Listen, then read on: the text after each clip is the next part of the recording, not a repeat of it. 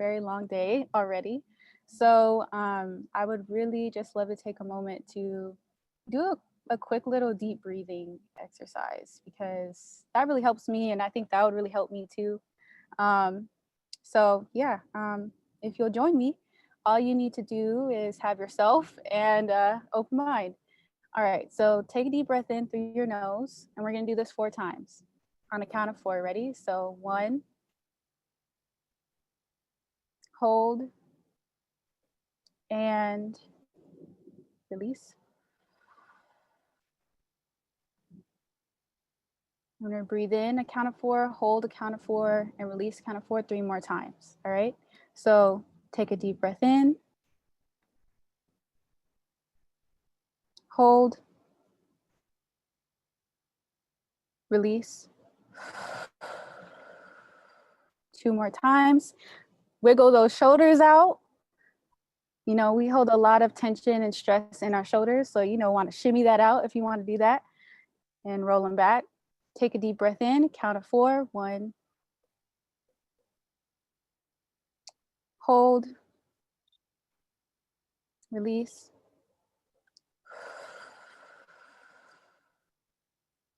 And one last one, take the deepest breath you've taken this year. Okay, it's been 2020, it's been out of control. Take a deep breath.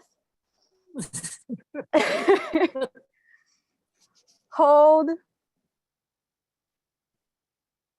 Release those shoulders, put those down, shake it out. All right.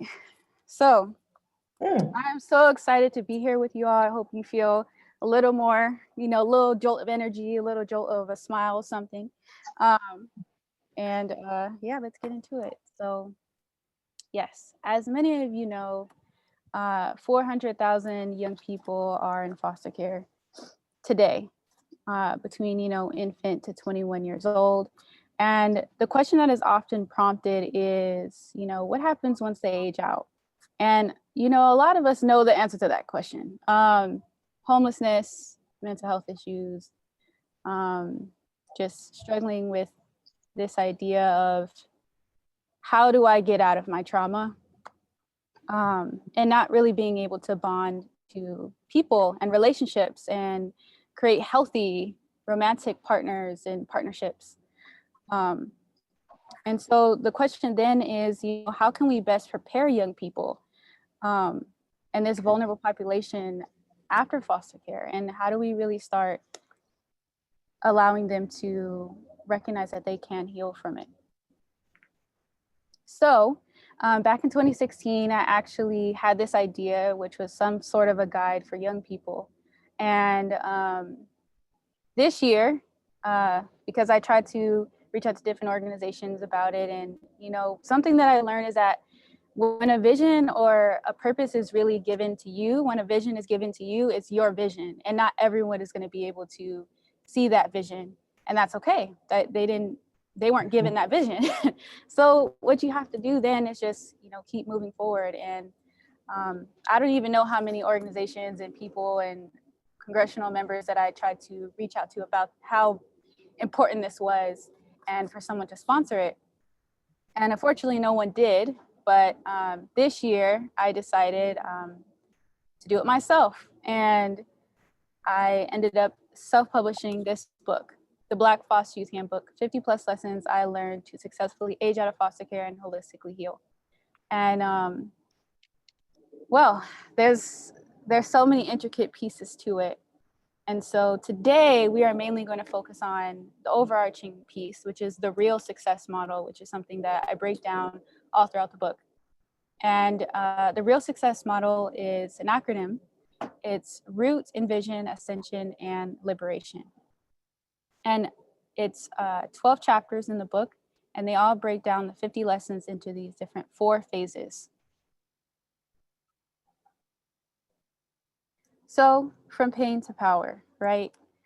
I've talked to a lot of young people all across the nation, from North Carolina to California to Washington State to Washington, D.C. And I recognized that for a lot of young people, once they get older, and I even talked to 60-year-olds, 70-year-olds who had the background of trauma and foster care.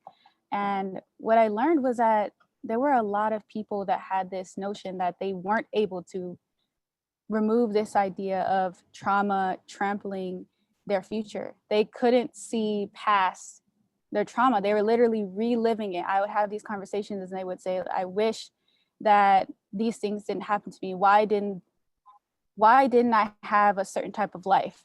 And it was really hard for them to see that, you know, we have choices. We can choose to do something with that pain and do something with that, those issues that happened before we were even able to, you know, say the alphabet fully.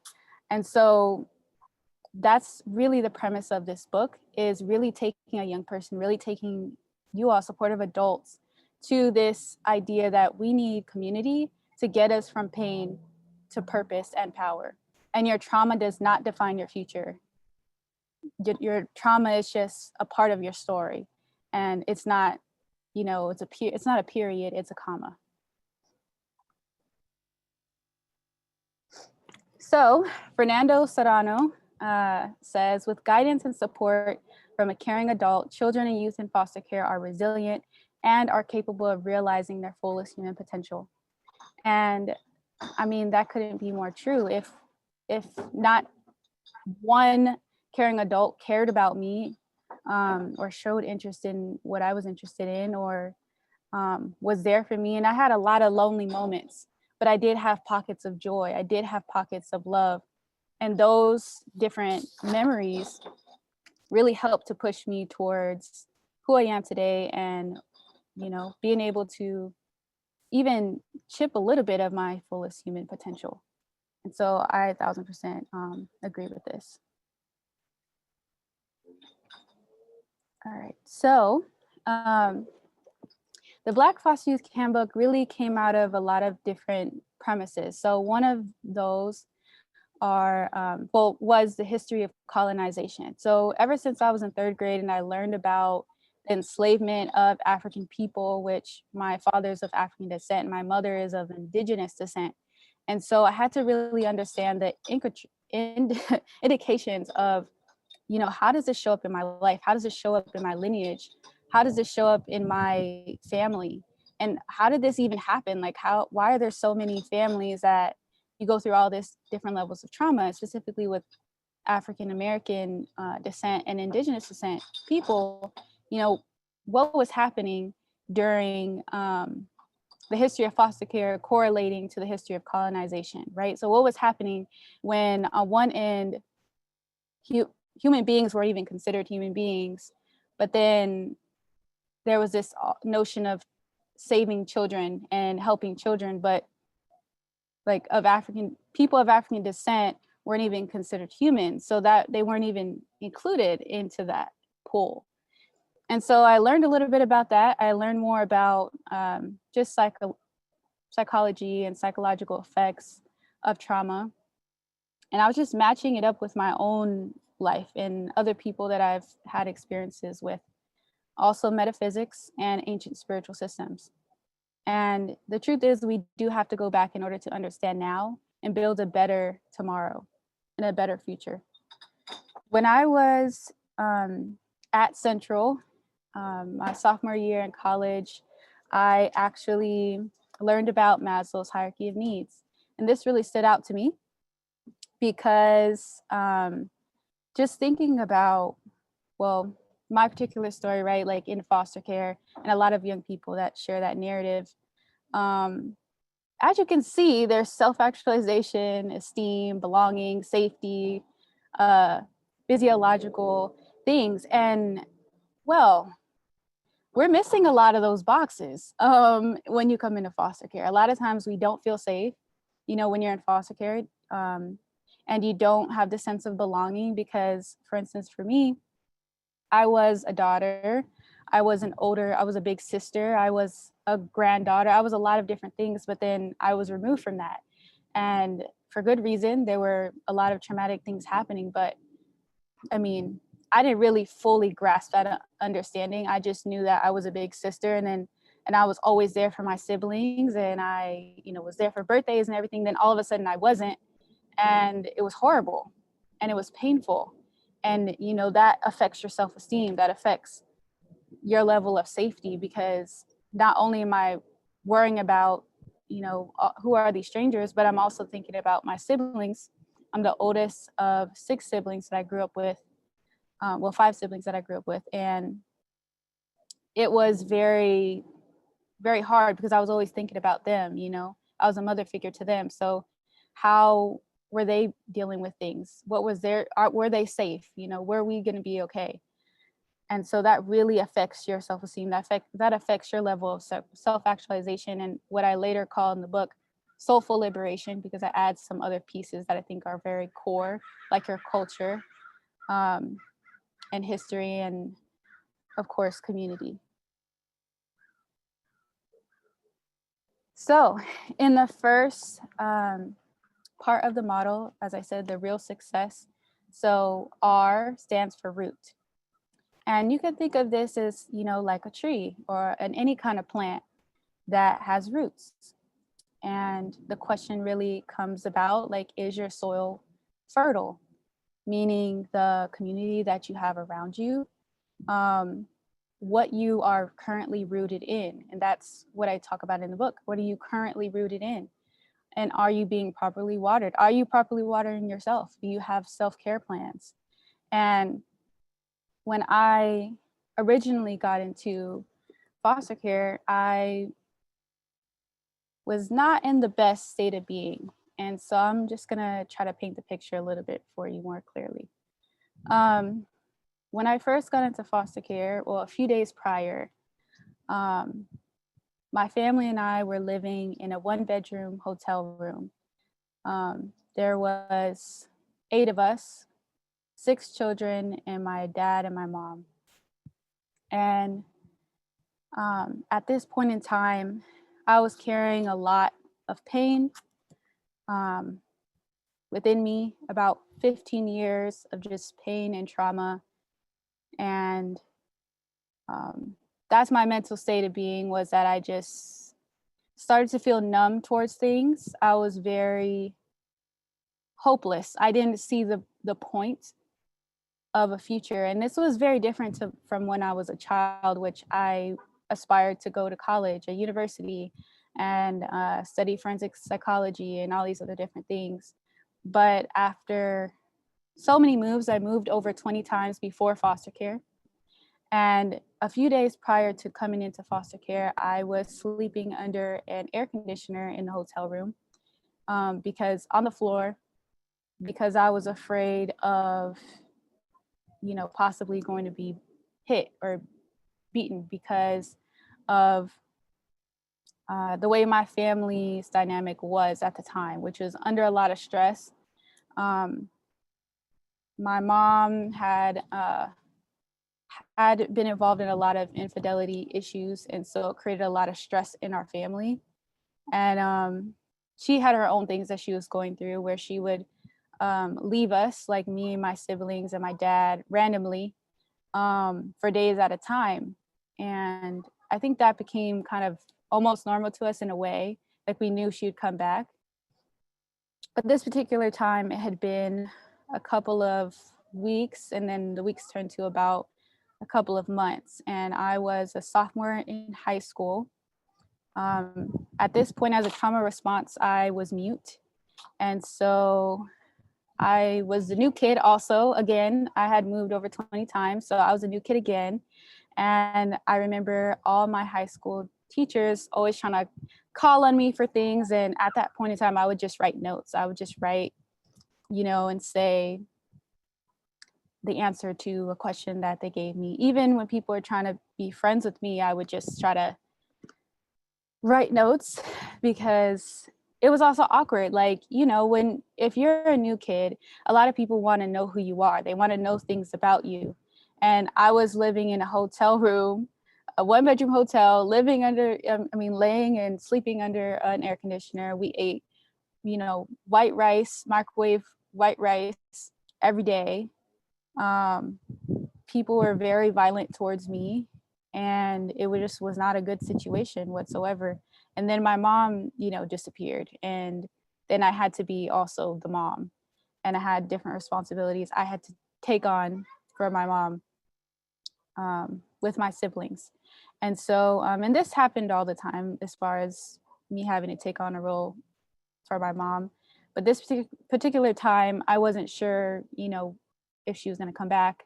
And she had taken my youngest little brother, who was a baby at the time. So I had a lot of other things on my mind than, 2 times something, in math class and other things. And this also weighed on me because, as I said, when I was a kid, I wanted to go to college and I had all these different dreams and aspirations. And then I just didn't see the point of it anymore after moving so many times and all the trauma. So at that particular time, I ended up going to the counselor's office. Several teachers sent me to the counselor's office because I would cry periodically after class or during class. Again, I wasn't speaking, I was just crying. So they would write me notes in order for me to go to the counselor's office. And over time, I began to speak out. But I had a lot of thoughts in my mind, like, why do I have to go through this? And 2, like, how do I even talk about what's happening to me or happening with me, and not deal with certain issues that may come up or consequences that may come up if my parents find out. And that was very difficult to try to navigate that, to try to figure out, well, what's going to happen if I do say something or anything that's going on. And so I eventually did start sharing. I think it took a while, and I was referred to the school social worker. And from there, after a period of time, the social worker kind of gave me an ultimatum. And she was like, well, you keep on coming here and we have these little conversations, but what do you really want? What do you really want out of this conversation? What do you really want out of life? Do you think that it can get better? Do you want it to get better? And I had to make a very honest decision, and I did. And that ended up placing me into foster care. And so, and me and my siblings. And although I will say foster care was a lot better than my situation that I was in, there's definitely a lot of work to do. So what was I rooted in at that time? I was rooted in pain. I was rooted in abandonment issues. I was rooted in confusion. I was rooted in false ideas of love. Overall, I was just rooted in trauma. And that's what I know a lot of young people are rooted in as well when they're coming into foster care. And it may not be that particular story, of course, there's so many other different things, but it's really important to recognize that that's where it starts. Does your soil need to be changed? Do you need to take those weeds out of those roots? Are the roots rotting at this point? Do you need to, just start over? So that is root. That's the first phase in the book. And so, yes, first is really that environment aspect. What do you really know about foster care? I really dive into that in chapter 1. And then self-reflection, taking time to reflect on your current environment, your state of mind, your attitude, your holistic well-being. And what is the narrative or what is the story that you are holding on to? And is it helping or hurting you to keep it?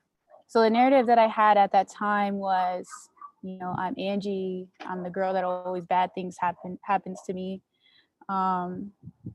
I used to call my life a series of unfortunate events, part 2.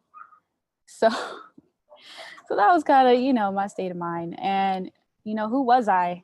And that's another issue as far as identity that a lot of young people go through is, who am I after all this trauma, And we really dive deeper into the book with core values and really redefining success for yourself. So first getting clear on what that means for you right now. How do you define success right now? What are your core values right now? Are you showing up in the ways that you say your core values are? If you say honesty is a core value, but you're always lying, that's not congruent. And then of course, self-care. What is a self-care plan that you have in place? I call it soul care, but Same difference. So my question to you all, wonderful foster parents and child welfare professionals, what are you rooted in? You know, do you have any weeds hindering your growth and level of success? And why did you make the decision to work with young people? Why did you make the decision to get involved with the child welfare system? You know, put that in the chat. I really would love to hear from you and what you're rooted in. All right. So then we go to phase 2. So again, the real success model, RE. So E is envision. And it's really about dreaming big, you know, and surrounding yourself with elements of your incredible future. So when I was going through that situation and then got put in foster care and the kinship placement didn't work out, my siblings and I had to be separated. There was a lot of pain. There was a lot of confusion. And so what I realized is I had just had to do what I always did, which was use my imagination and dream big and think of a life that wasn't necessarily realistic, because I actually don't agree with that term. I think that depending on what you're talking about, it can be a hindrance, because the truth is I couldn't be realistic in those times, you know, that I was in a 1-bedroom hotel sleeping on the floor under an air conditioner. Like, I couldn't be realistic about something. I had to dream big. I had to think of something far beyond what I even understood or knew. And I think a lot of times as we get older, we stop dreaming big. We start thinking about, well, is it going to work out? Is it going to be, you know, is this actually plausible? I'm like, let's actually dream big. Let's actually use our imagination. Let's actually expand our vision. And for many young people, that means to re-envision what success, what love, what life, what home, you know, really is for them, and what that really, what that experience could mean for them. So, yes. So, you know, using our imagination muscle and re-envisioning what's possible for you despite your past or even current circumstances, because at the end of the day, as I went through my journey, I realized that that wasn't going to work for me, that the idea of being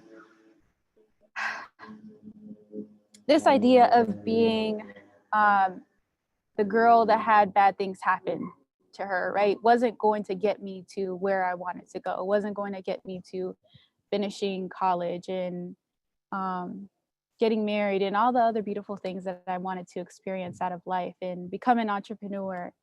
It wasn't going to work. I had to let that go. I had to shed all that stuff because it wasn't fitting in the puzzle piece. And that's something that before young people even age out, I would love for them to start thinking about, because when I aged out, I didn't age out. So the title of the book is 50 plus lessons I learned to successfully age out and holistically heal, right? So I actually didn't age out. I was actually kicked out. A lot of people don't know that, but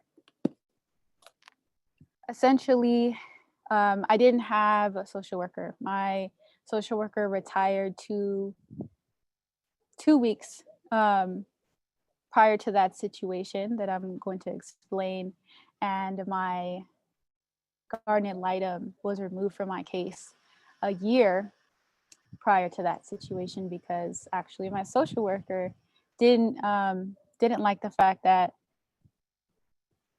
I was in between placements. So I was in between placements, and my social worker told me to spend the night at an airport because I was just flying in, and I had requested to move to a different placement. And my social worker said, well, you know, you just spend 2 nights at the at the airport. And my guardian ad litem wasn't okay with that. And so she immediately told me, you know, she just she's going to come and pick me up, and I was going to stay those 2 nights at her place until my social worker could figure out what was going to happen with me and my case. So my social worker made sure to remove her from from my case, unfortunately. So I didn't have a case manager, and I didn't have a foster parent. So I'll say this: 3 days before I aged out, right? I was trying to talk to a case manager about what my options were hypothetically about a foster parent, because this particular foster parent, I'm not really sure what was going on. She was in her mid 40s, and she was dating. She was doing her thing. I'll say that. And that was cool and everything. I think I was minding my own business. I was really just trying to like finish school. But there were a lot of things that were very different about me and her. And that also included like her beliefs. She felt like I was too focused on school, too focused on certain things. And she wanted me to like loosen up a little bit. And so she would advocate for me to try to drink alcohol, go to parties. I was 19, and I disagreed with it, and I didn't want to do that. And like I said, she had her own lifestyle. So there were men coming in and out of the home, and I didn't feel safe because I would come out of the shower, and the shower was outside, connected kind of to like the hallway in the living room area. And so I would just, I would come out the shower, and I guess she would give them the key. I don't know. But I would come out and I'd have my towel, and, someone would be right there, waving, hey, like, hey, how are you? And I'm like, how are you? Like, she worked a 9 to 5 at a school system. So between the hours of 9 to 5, she wouldn't be there. But these random guys would be there, and that really bothered me. And secondly, she started trying to get me to wash and clean up after these grown adults. So that I really had an issue with that as well. So I kind of try to frame the question and the whole scenario with my case manager as a what if and a hypothetical thing. Like, what if this situation happened? What would be the protocol? And that didn't really work out in my favor. I didn't know that my case manager and my foster parent were like best friends. So my case manager didn't do anything about it. She just went and told my foster parent. Oh, and my foster parent, as soon as she got home, ended up like calling me to the kitchen, and she just completely like laid it out for me, like, you should have never been talking about my home and what goes on in my house, and just really going off. And she said she was going to put her hands on me and a lot of things.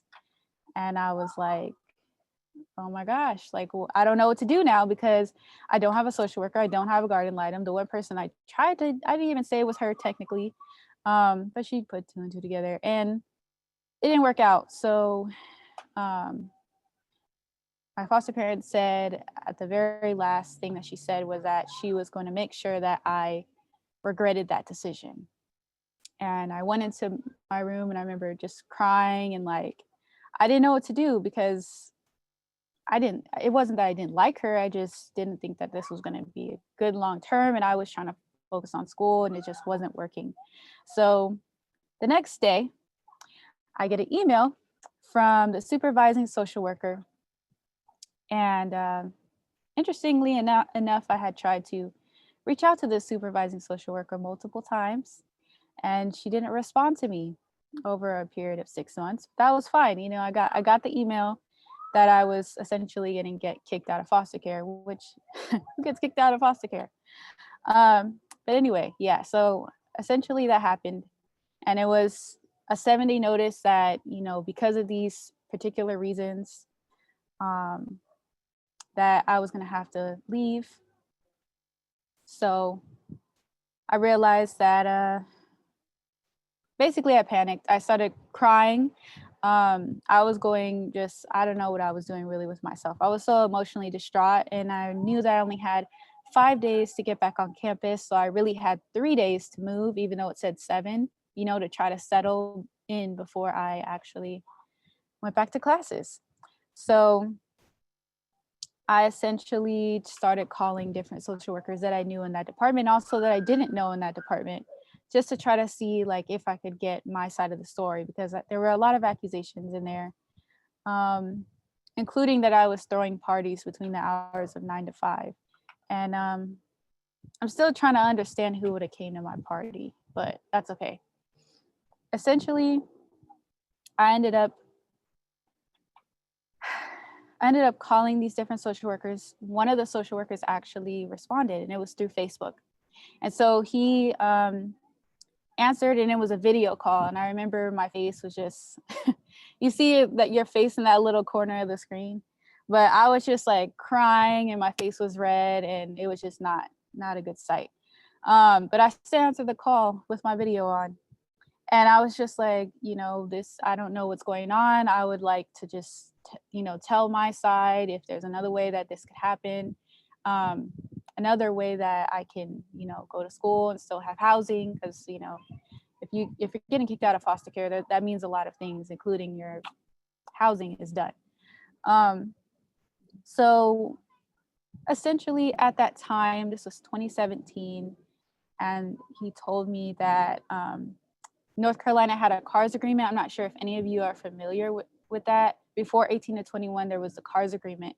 And essentially under there is, regardless of whose fault it was, whether it was foster parent, social worker, God, somebody, regardless of whose fault it is, you're getting kicked out. Like, it's kind of like a zero tolerance policy. And yeah, so he basically said, good luck, get your bags and get out. Well, he didn't say that, but that's how I felt. And so, I was like, dang, like this is really terrible. Like, what am I gonna do? And I started calling like my dad and my aunt. And my dad actually was the one to come and help me and get all my stuff. And I found a place on Craigslist. So on Craigslist. I found a place on Craigslist, and I ended up meeting the lady at Bojangles. And it was this owner of this house, and I ended up renting out a room in one of her bedrooms. And my dad helped me get all my stuff, and I moved there. So it, when you're thinking about young people aging out and preparing them, there's just so many other pieces that have to be clear. At that particular time, I didn't have anybody. Had my dad, but he was going through his own depressive episodes. And so I would hear from him one time, and then I wouldn't hear from him for months. And it was literally just me and my thoughts. And, I don't know, some days that would be good, and most days it wasn't good. So, in those moments, I had to dream big. I had to allow myself to think about what my life was going to be outside of what it currently was, which was crappy to say the least. And did I really believe that success was possible for me after all this trauma, after all this craziness? Could I have peace of mind? Could I enjoy love? So, that those are really clear things that I knew I needed to have for myself. So this idea is also around, what kind of mindset do you need to adopt in order to achieve your level of success, your level of healing, your level of purpose? And what ideas and thoughts do you need to divorce? And in the book, I talk a lot about like, sometimes we marry ideas and we didn't even date them first. We didn't even take them on a date. We didn't even, court them. We just marrying ideas that aren't, and thoughts that aren't even good for us, that make us feel sad or frustrated and all the time. And that's not okay. So what ideas and thoughts do we actually need to divorce? And take it slow, stop jumping all the way to marriage. Take it slow a little bit. And, how do we really start implementing that on a day-to-day level? So one in the book is we talk about how to build your success team with your young people.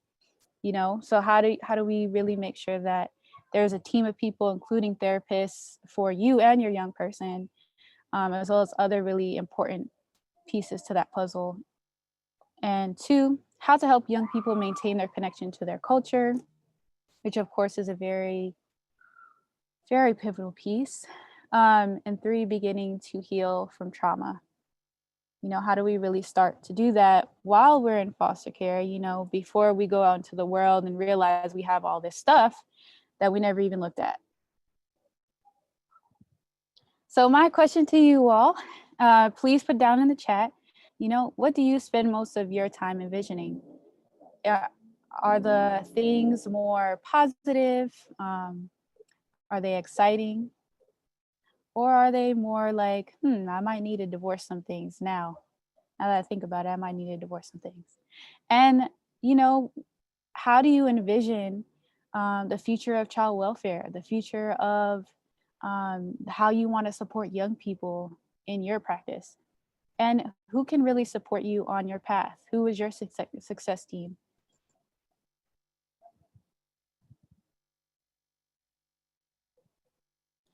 All right. So the third phase is ascension, which is, cultivating high self-esteem. That's really important.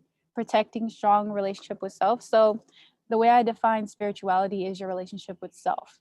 And that relationship will always be reflected in every single relationship that you have, whether that's romantic, whether that's friendships, whether that's what you allow and accept from family without boundaries in place. That all reflects back to your relationship and how you view yourself and your own self-esteem. And then we also look at what you've envisioned from phase two and how we can really start focusing in on those goals and habits. And so, in the book, it encourages young people, but also supportive adults to be engaged in that, on how we can really start focusing on those goals and habits to help young people to establish their legacy and really start focusing in on their purpose. So that way they're not bogged down and only focus on their trauma and their pain.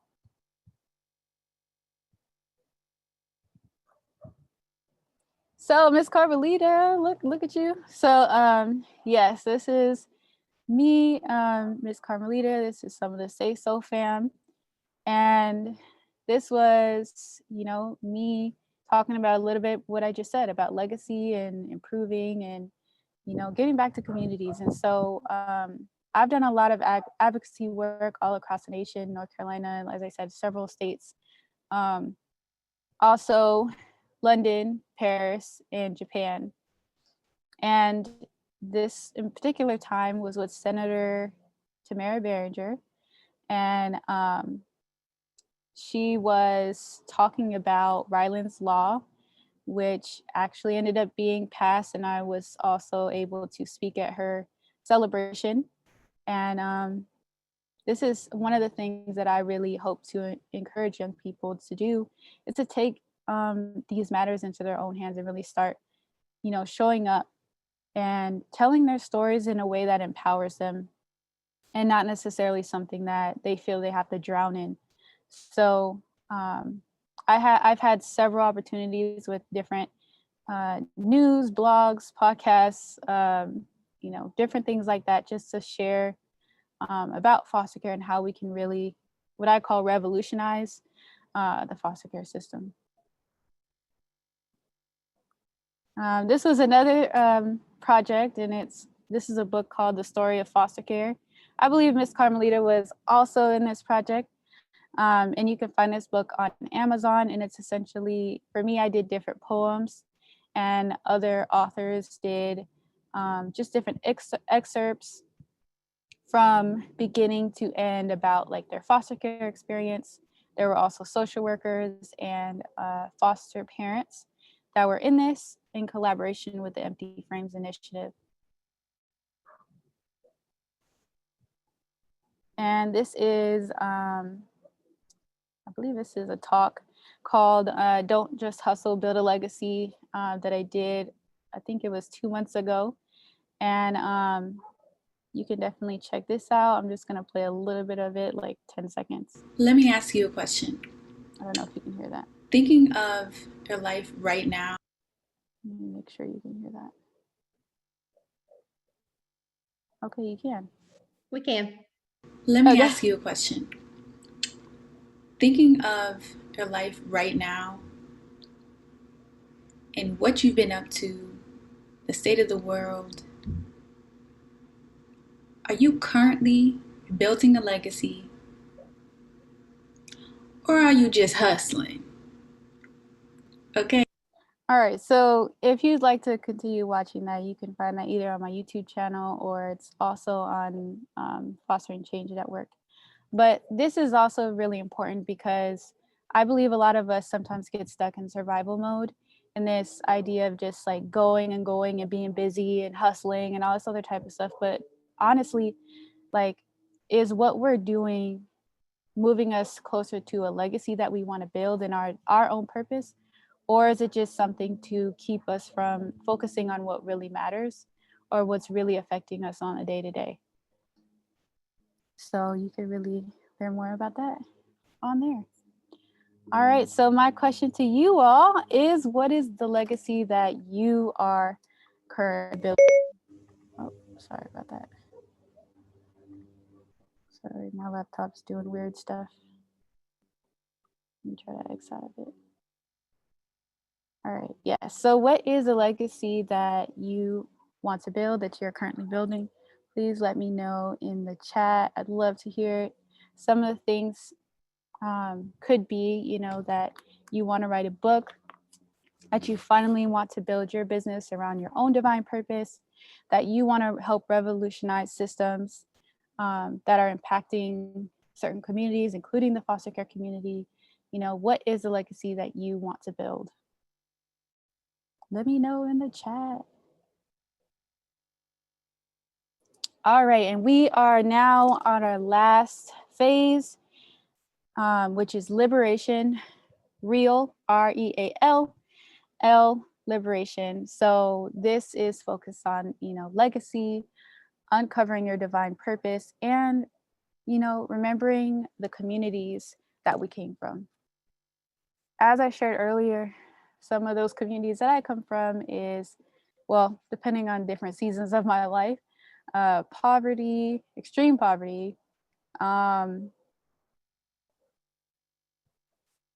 parents that battle mental health issues, foster care, and several others. So we really have to focus on, you know, what is our divine purpose. And once I aged out and I was looking back over my life, and, you know, I was in advocacy at the time as well, I had to get really clear on, you know, what is my purpose and how do I really want to continue to show up in the world. And so what I did, I also developed an entire program. It's like a 9-week program, specifically after I did my own work. I developed a program to help others to also uncover their purpose, because I think that, and I believe that we all have a purpose. In fact, I believe that we have multiple purposes. I believe that we were all created for a specific purpose. And unfortunately, when I looked at the statistics, not many of us get to realize it because we get so caught up in, you know, trauma and distractions and all this other extra stuff, instead of really being able to carry out what we were here to bring to this world and the solutions that we were here to bring to this world. So sometimes we just gotta bring it back. You know, so many different things happening, especially 2020. We just gotta bring that back and be like, okay, like, this is the purpose for this and for my life, and I'm not gonna allow any more distractions to keep it up. And so for young people, that's extremely imperative, right? Because if there were situations similar or worse to what I experienced, for me, it was trauma after trauma after trauma after trauma after trauma, and moving all the time, like from the East Coast to the West Coast and back over and over. So it was like difficult to see where I would really be. And, you know, when I was 16, I was really afraid because I couldn't imagine my life after 18. I couldn't see it. And I thought, well, maybe that means I'm going to die. And after I turned 18, I was like, holy crap, I'm 18. You know, what am I going to do? Like, I need to get myself together. So, those different things I think a lot of young people experience. And I really encourage you all, you know, throughout this book that you recognize that and you see that young people really have to start. When we encourage young people to start really thinking about their purpose and the legacy that they want to lead. All right, so soul care. Yes, and I talked about this earlier. I actually have a page in the book and it's a soul care checklist. I don't know if you can see that.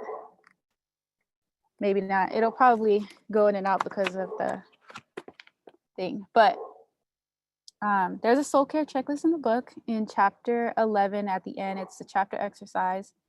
And it talks about taking time, you know, to deep breathe, to stay hydrated, getting good amount of rest. Did you do at least one exciting thing throughout reading this book? Are you using essential oils? Have you tried it before? Have you ever tried getting a massage? Are you laughing every day? Are you moisturizing your skin? You know, are you not entertaining drama? There's certain things like that, because I think, like, for me, my other part of my story, other than, you know, abuse, is also the neglect. And so a lot of those things that a lot of people get, like, their parents will remind them, hey, did you drink your water? Other things. My mom was physically not even there.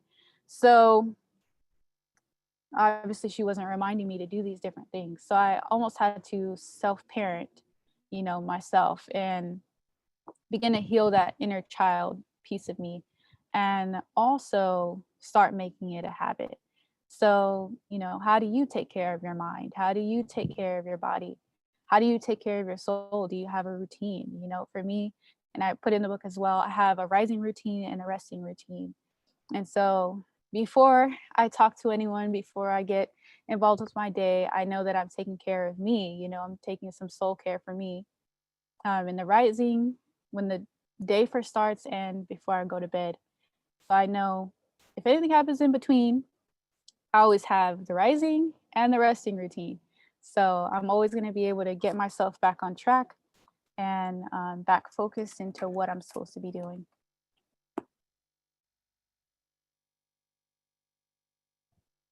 And what is a divine purpose? A divine purpose is the mission you were called to fulfill in this lifetime, right? So it was predestined to your birth. And most times we have forgotten that it even exists. You can have a big overarching purpose that overwhelms you until you have to level up in order to uncover and fulfill it. And I will also add, I also believe that you have seasonal purposes. Like, there's different seasons for different purposes. And this is all from the Black Foster Youth Handbook, and it's under 7 P's of success, which is one of the P's is purpose in phase 1. So my question to you, you knew this was coming. What is your divine purpose? And if you know it, if you don't, that's okay. You can say don't know it yet. But I would really love to know that too. What is your divine purpose? All right. So the Black Foster Youth Handbook helps you to self-reflect and, you know, begin to foster success. There's also some free worksheets that I have, like I mentioned some of them, and they're at my website, www.blackfostercareyouthhandbook.com. Why it's so long? Basically, they wouldn't let me take the Black Foster Youth Handbook, so I had to put Black Foster Care Youth Handbook. So I don't know why they did that, but that's okay. And in the book, you will find fostering success tips, which are specifically for you all supporting adults. So that way you can clearly see how you can support young people through the process of this book. And again, for them to successfully age out and begin healing. There's also I am success questions that are specifically for the young people. I'm gonna try to show you again, but hopefully it doesn't just cut it out. But there's like lines in the book, so you can actually write in it. I don't know if you're able to see that, but there's lots of space for people to write in it. I will also be creating a workbook, so definitely be on the lookout for that. And then there's chapter exercises, and you can get a lot of that information on my website. So, all of this is really, as I said, about alchemizing your pain to purpose and power with the real success model and helping young people as well. So, root, envision, ascension, and liberation. And I would like to end with this poem that I did. It is called Still Here. And that is actually in my book.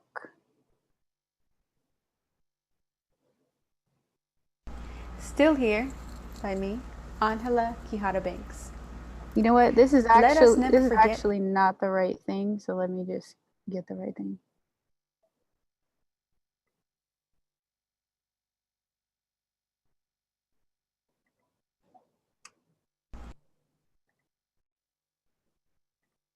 Still Here by me, Ángela Quijada-Banks. Let us never forget our roots, nor who we have become. Our origin is of stardust, and revolution is our legacy. United through bloodlines of royalty, I must profess, for our people will always rise, seeking progress. Nothing can hush our pride or slow the stamina of our stride. Our heritage flows with gold and honey from lands of wealth and jewels and money. Oh, how we have endured the trials of our past, yet when all else has diminished, this resilience will last. For it is written in the cosmos, eons beyond us, that we are divine and without fear, and above all, we are still here. Thank you. Let me try to X out of this. All right. So I just want to say thank you so much for your time. Thank you, Gail, and everyone that has been supporting this event. And thank you to everyone that is on here. Also share my information. Yes. So this is my email. Facebook is Original Soulflower, and Instagram is also Original Soulflower. And I'll go back to that slide in just a second. And yes, so there are free resources, again, on my website. You'll be able to find some organizations as well as the worksheets. So thank you so much. And I'll just leave this up for a little while longer. All right, thank you. Don't leave us just yet. We have Carmelita that's coming on. So, Angela, do you mind staying on for just a second and let Carmelita go? And then if we have any questions, have any time for questions? Absolutely. Okay. All right, Carmelita, do you want to go ahead and go? Good evening, everyone. I actually go by Miss Carmelita. So thank you and very much. And to keep the same energy flowing, I do have Say So's community engagement coordinator here with us tonight. So I want to pass this opportunity to Miss Jaquia and allow her the opportunity to speak and share for right now. I am thrilled. Can you all hear me? Yep. Awesome. So I am thrilled to be here with you all today. Thank you so much, Ángela, for your story and for your words. I really think it's just really powerful, and this is exactly why we do these kind of things. I know Ángela from being a part of Say So with her years ago before she moved to the West Coast. So I'm super excited to see you, girl, and miss you, love you, good vibes. So you did Love great. you. Yes, you did great. I loved your presentation. You were really hitting on some hard topics that we're having conversations about in North Carolina. Even when you were sharing your story, I was just like super inspired to hear you talk about the conditions that your family was facing early on, and how that contributed to the trauma that you experienced even well before entering the foster care system, and how you were able to unpack that and maturely call it out and call it for what it is. And even being here now, you're still working through that. And I'm excited to know that there's a comma after my trauma and not a period. So thank you so much for that word, girl. Appreciate you. Love you. And you always speak so much life into me. So as Ms. Carmelita said, my name is Jaquia Wilson, and I'm the Community Engagement Coordinator for Say So, which stands for Strong Able Youth Speaking Out. We are a youth-led organization in North Carolina or program, who service all 100 counties. So we're statewide as a program, currently under the Children's Home Society of North Carolina. And Say So stands for Strong Able Youth Speaking Out, but the mission of Say So is to work to improve the substitute care system by educating the community, speaking out about needed changes, and providing support to youth who are or have been in substitute care. And substitute care can be a range of things. It could be kinship care, foster care, juvenile justice, mental health, adoption, congregate care, really any form of out-of-home placement. And so what we do at Say So is work with youth over all 100 counties to help us push the vision of a different child welfare system, right? A different foster care system. And we consult our Young Adult Leadership Council, who is elected each year to help us set those goals for Say So and what we want to focus on and what we want to do. Some of the things that they've even decided to work on this year was LGBTQ rights and sibling visits, and even social worker turnover, because all those things, even as Ángela mentioned in her story, were super important to her achieving permits and being able to age out instead of being kicked out. I didn't even know that about your story. So thank you so much for sharing and just being so vulnerable and transparent. But that storytelling and being able to be in rooms and advocating for youth who have been in care is really what Say So is about. We work very closely with our youth and our Young Adult Leadership Council to push the mission and educate, but we're also in a lot of rooms having a lot of conversations with legislators and with policymakers who are really in charge of the funding and the laws that drive the level of service that we give our families and our youth. And so I'm just gonna share my screen. Do I have the ability to share my screen, Gail? You're on mute. It's okay. I'll give it to you right now. Hang on 1 second. Thank you so much. Hold on.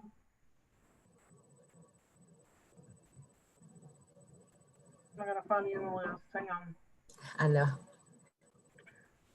And it's not alphabetical. Hang on. That's okay.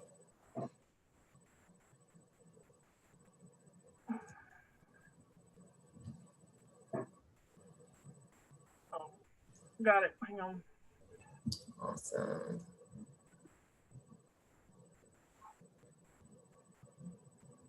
You got it. Yay. Okay. So I'm going to be sharing this PowerPoint briefly about who Say So is and what we do. So that way I can give you guys some information. So as I said earlier, the mission of Say So is to work to improve the substitute care system, educating the community, speaking out about needed changes, and providing support to youth who are or have been in substitute care. Say So's ages really range between the ages of 14 to 24.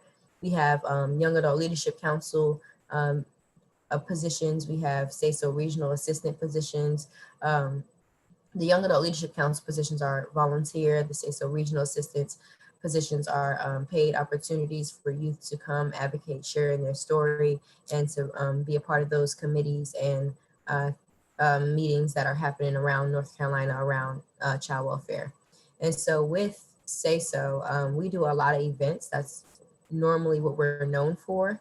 is for our creation of events and bringing the community together, inviting all 100 counties to these events so that we can get the word and the information out to the young adults that are in Say So.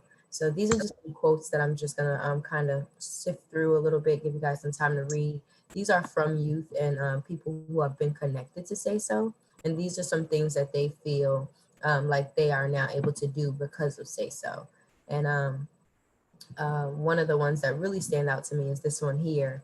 I was able to stay out of trouble because I was contemplating joining a gang because I was determined to build me a family when I was taken from my own. And Angela spoke really strongly to, you know, the trauma that youth endure and face even through the separation of their family, the hurt and pain that's built, and the resentment even so when being separated from your siblings.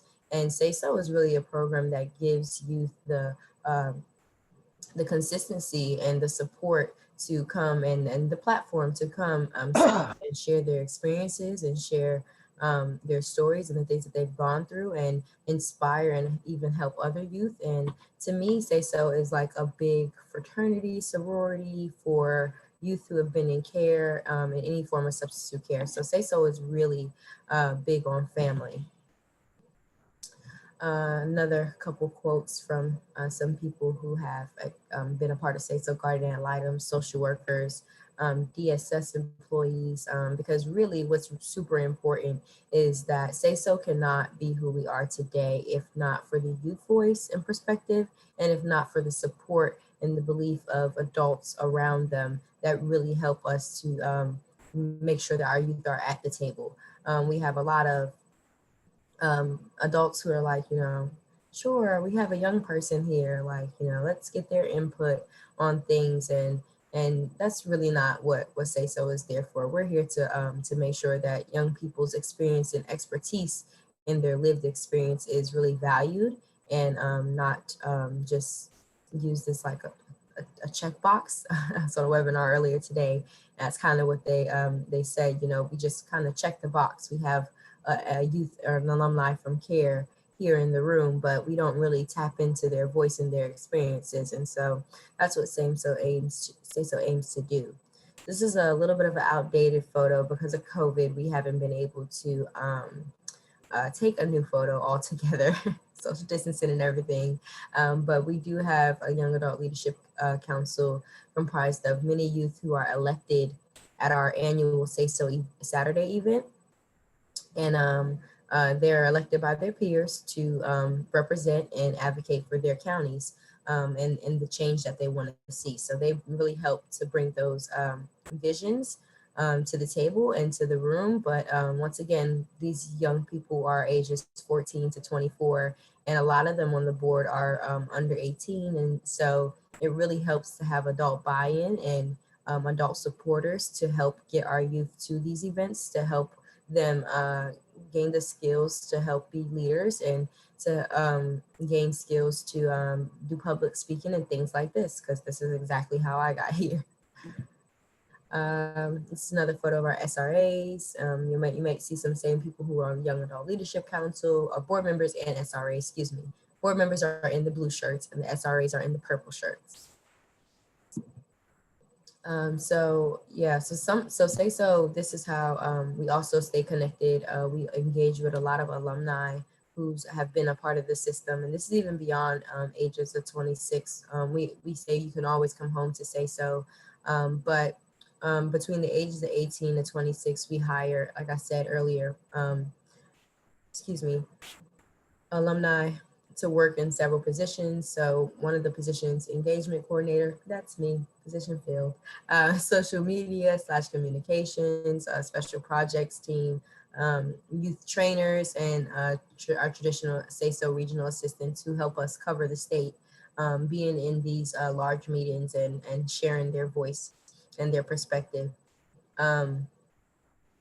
Yeah, so that's some of that. So just a brief overview of about Say So. So we're founded in 1998 by a partnership between NC Child Advocacy Institute and Independent Living Resources.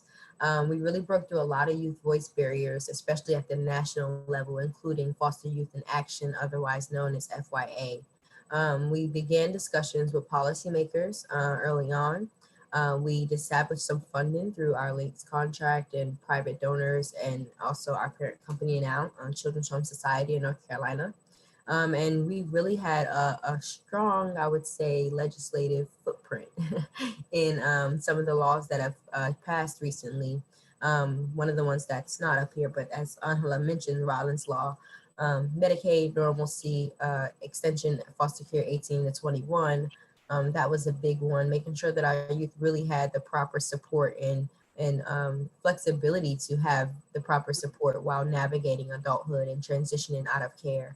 And so the individual impact that Say So has is leadership, as I said earlier, putting our youth really in the forefront of the conversation and in the rooms to lead the conversation and to talk about it, because I mean, who would start a business, without first asking the consumers what they want? That just wouldn't make sense, right? But it's what we do with foster care. Nobody really asks the youth what they want, or their parents or their families, what they need. We just write up a plan that's convenient to us, and then we just kind of send it off. And that's not traditionally worked for us, and we want to do something different. And so we focus on building resiliencies, outreach to aged out youth, support, information for them, because we all know information is power, stability, and adult adoptions, really. So we help to really make that happen for a lot of youth and connect them to these things and put them in positions to be able to do that, because that's how I got here today, once again. Youth professionals, volunteers, other groups and states, and yes, we joined Children's Home Society on July 1st, 2018. So prior to that, Say So was a standalone organization for about 21 years. So this is us receiving Community Voices Impact Award. These are some of the events that I was talking about a little bit earlier. We have a Link Up conference, which really is focused towards our younger age students, age 13 to 16. It shows the team building, resilience, and just kind of coming together and getting information that they would need for possibly being still in care come their 16th birthday and on the road to aging out. And so really want to get them a lot of information, resources, tools, door prizes to make sure that they are leaving with more than they came with, and really just to make them be informed. And this is some of the Link pick games that we like to play with the youth to allow them to build team building skills and to get to know one another and to really just build community. We all know that community is really the most essential part of success in adulthood. Having a strong community around you of people who support your mission and your goals. And talking to somebody earlier, and they mentioned that, well, if you have 5 pretty crappy people around you, then chances are 5 closest people around you, help gauge your life. Or if you have 5 really powerful people around you, that helps put you in a more powerful position. And so that's what building community is about. And when you're in foster care, you are isolated from a lot. So these events are really important to our youth. And once again, they can only be pulled off if we have the adult support to really make sure that our youth are registered and showing up for these events and that they're bringing them out, because it does make a difference. This is It's My Transition seminar. Once again, all of these events are youth-led. So you'll see our youth speaking at the mics, our alumni who have been involved in Say So.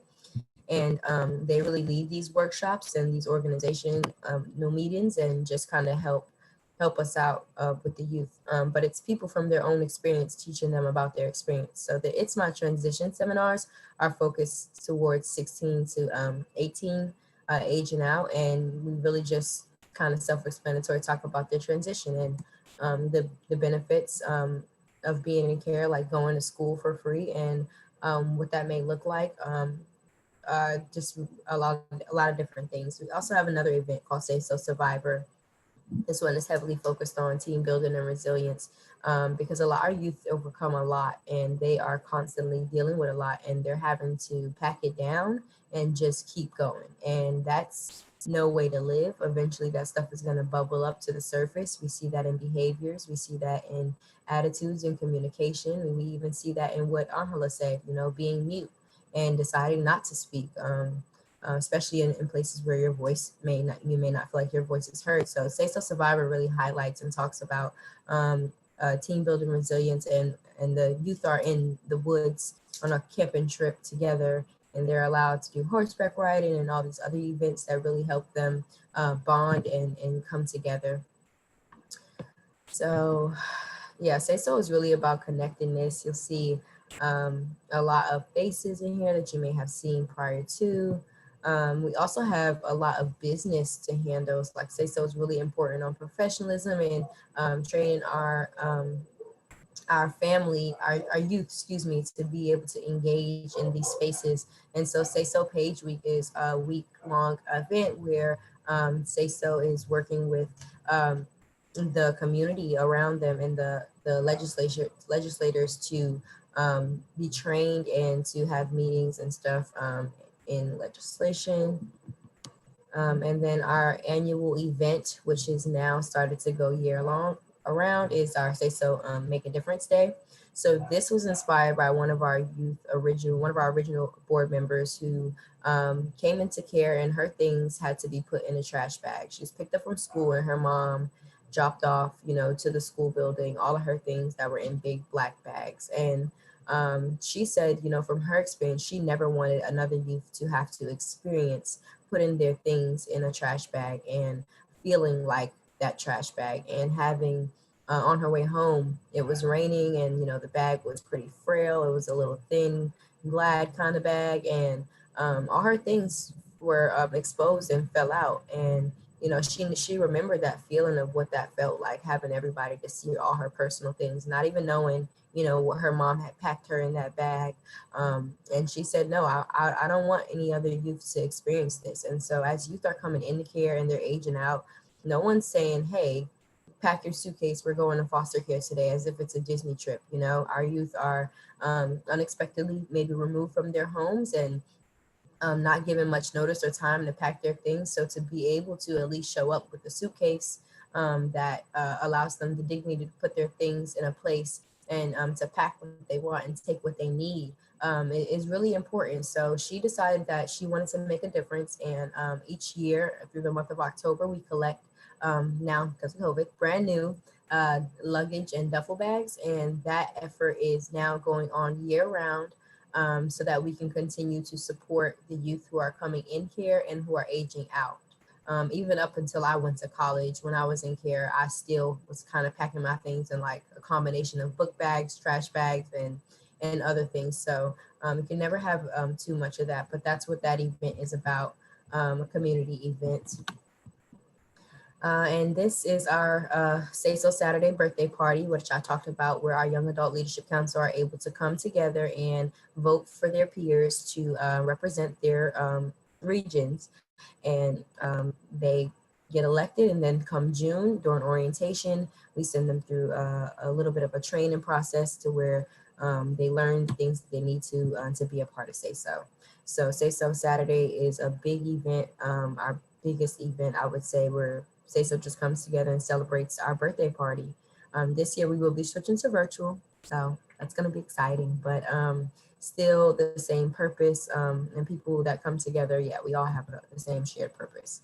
As I mentioned, the Say So is now Young Adult Leadership Council orientation, and they're able to come together, do the same kind of team building skills exercises, 3 days in a hotel. They're away from their placements, you know, all that crazy stuff that they got going on at home and maybe in their placement, and they're able to come together and serve a common purpose of setting goals for our next year that we want to work on, completely youth-led. And yes, we do a lot of speaking, public speaking events. We are often requested by DSS, foster parent training classes and stuff. And our youth are the ones who have the mic in those situations. Team Up is another event. And this is just a slide showing Say So, how much Say So is at the table.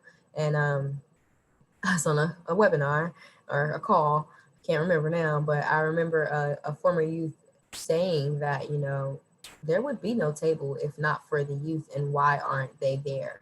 And that just like resonated with me, because I was like, well, dang, I guess you're right. If we weren't in care, there wouldn't be a table. But all in all, it's important that we are at the table, and Say So makes that the number one mission.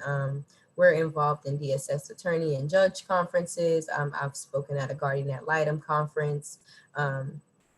I've been a part of the Jim Casey Youth Initiative, which is a national kind of initiative.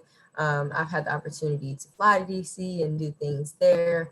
And so the Normalcy Act, foster care recruitment, prudent parenting standards, all these bullets are spaces and places where Say So has been requested to come speak and help identify the problem and be a part of the solution. Just some of our annual numbers showing you know, where we're at in membership. And so like I said earlier, once you're a part of Say So, you're always a part of Say So. And so up until 2019, we've reached about 1,800 membership for all youth who have been in contact with Say So. But we want to see that number grow and keep engaging and empowering our youth, so that way we can really know what it is that they need to make their current situation better. Because even though I'm an alumni of CARE, I'm no longer in CARE. And so, yeah, now it's kind of time for my comma to start, so I can start dealing with that. But yeah, youth voice matters. And I think all in all, not only that, but adults sharing the power and being able to help elevate those youth voices, and listening and believing them, and helping them process. And really, if it wasn't for, you know, a strong support system, I had a golden experience with one social worker and one guardian ad litem. That is very rare, and it does not happen. I was in one placement as well my entire duration of care. But if someone had told me about Say So earlier on, you know, I just wonder how much further I would be, having been connected to an organization that really helps take my experience and turn it into make me feel like I'm an expert, which I am, but help me really understand that experience, understand the power in sharing with others. And so some of you, I don't know if you're religious or not, you know, you go to church, you hear everybody get up, tell their testimony, and then now you inspired to go do such and such because someone's shared their testimony. So that kind of thing is pretty much what Say So's about. Come together, share our experiences, and we don't just share them to hurt, but also to heal and to empower. So that's Say So and who we are and what we do. And I hope you enjoyed that presentation. So if you have any questions, right here at this end, oh, sorry, I'll drop my information in the chat though.